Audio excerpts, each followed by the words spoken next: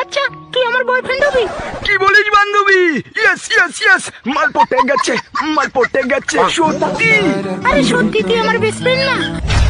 সত্যি কথা বলতে কি বান্ধবী, তোকে না আমি অনেক আগে থেকেই ভালোবাসি, কিন্তু বলতে পারিনি বুঝলি। কিন্তু তুই না জানিস রানীর মতো দেখতে সুন্দর। ও তুই আমার জন্য কি কি করতে পারবি? আমি তোর জন্য সবকিছু করতে রাজি, তুই বললে আমি মরে যেতেও রাজি। আরে আমি তোর সাথে প্র্যাঙ্ক করছিলাম রে, এই যে আমার বয়ফ্রেন্ড। মাগি মাগি আমার মন নিয়ে খেললো।